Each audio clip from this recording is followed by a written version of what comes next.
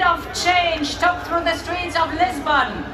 It was a powerful, it was a peaceful wind of change, which brought down Europe's last dictatorship. The Carnation Revolution brought hope and changed Portugal forever. The Portugal people were yearning for freedom. You were yearning for democracy. And you are so lucky that you live in a democracy.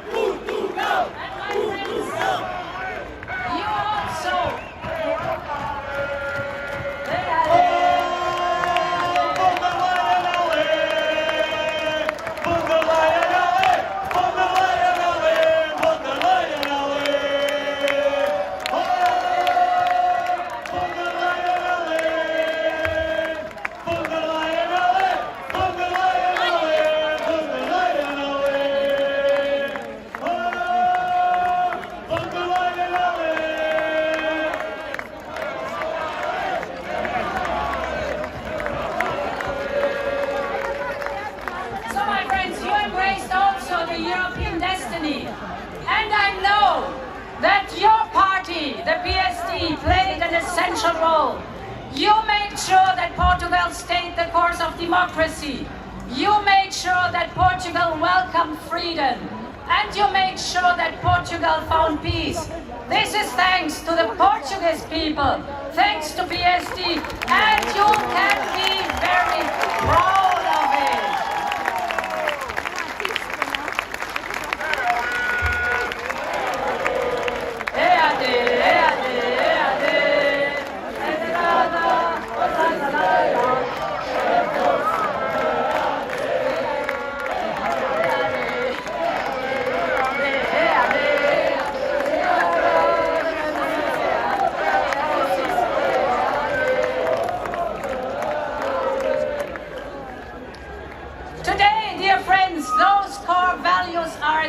Again. Take peace. Look at Ukraine. Ukraine is fighting for freedom and peace. And we are supporting Ukraine. Ukraine is fighting for their soil and for our security. We can never match the sacrifice of the Ukrainian people.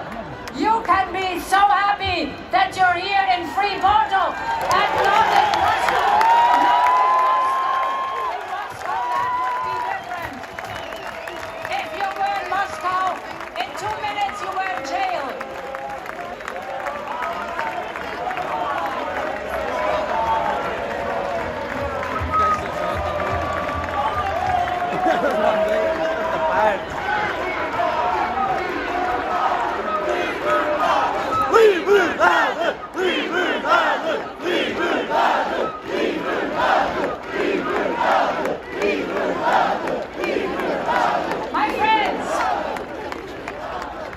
My friends, take democracy. Today, our democracy is under attack, not only from the outside, but also from the inside of Europe. And whether it is the extremists from the far right or the extremists from the far left.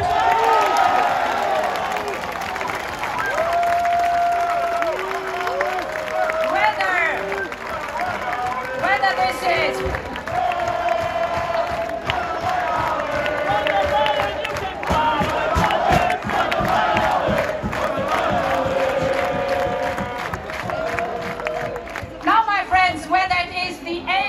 Germany, or the Rassemblement National in France, whether it's Confederacja in Poland, or Chega here in Portugal, the names may be different, but they share one goal.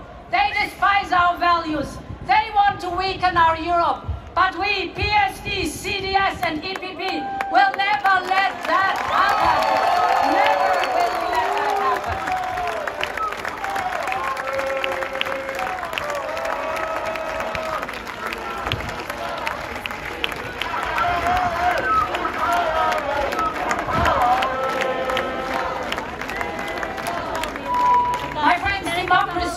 indeed the hallmark of our European Union. And so is prosperity. And that's why I want to take the opportunity to commend your new government. Your energy is impressive, be it on housing and healthcare, be it on the implementation of Next Generation EU. Dear Luis Montenegro, you can already be very, very proud with the excellent start of your government and the speed at which you went forward.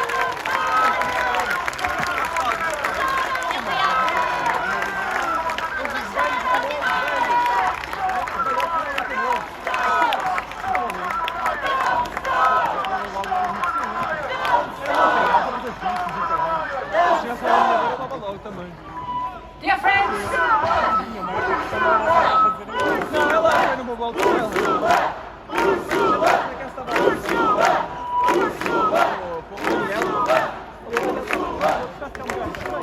my dear friends, Europe is also the promise to anyone that anyone can make a living, a good living out of hard work. And no one is out there working harder than our farmers. From the vineyards of the Douro Valley, just outside Porto, to the olive fields of Alentejo. Farmers work so hard to bring every day the food on our table. And at this point, I want to pay respect to our farmers and I want to thank them for the hard work they are doing.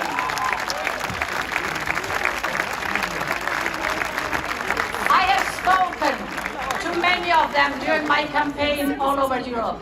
And I know about the challenges they are facing. Their costs for seeds, fertilizer and energy rise from year to year. But the prices that they receive for milk, meat and grain are volatile. And the big players in the food chain are putting pressure on them. My friends, it cannot be right that farmers have to sell their food below production cost. This is neither acceptable nor sustainable. If we want to help our farmers to be the caretakers of nature, we have to pay them and their hard work must pay off. And my friends, the same principle goes for our fishermen and fisherwomen. Coastal communities may be at the edge of our countries, but they are an essential part at the heart of our European Union. Fisheries is a craft and a skill, a vocation and a profession, and they are passed down from generation to generation. And this must continue to be so. Future generations must be able to harvest healthy oceans and make a living. And it is up to Europe to enable this. And this is why, in the next mandate, I will task a full-time commissioner for fisheries to ensure that fisheries remain a sustainable living for generations.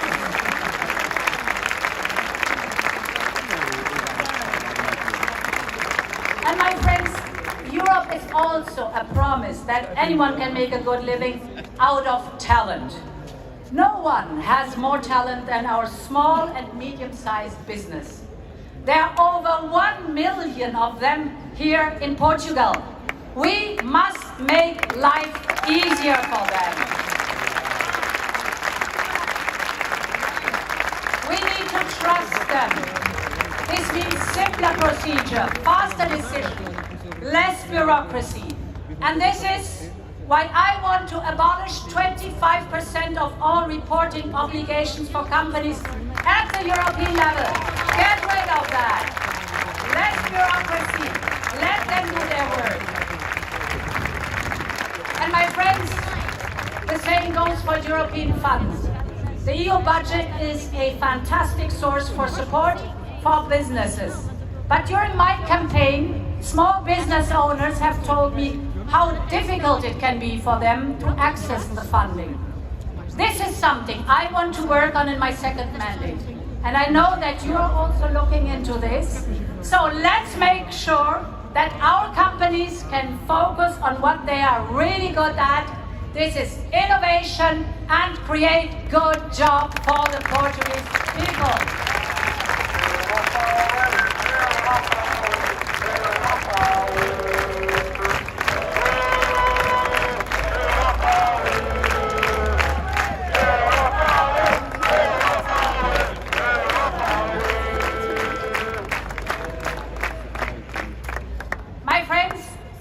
say a few words on migration. Migration is a European challenge that needs a European solution. We delivered on the Pact of Migration and Asylum, and with this pact we are strengthening Europe's external borders.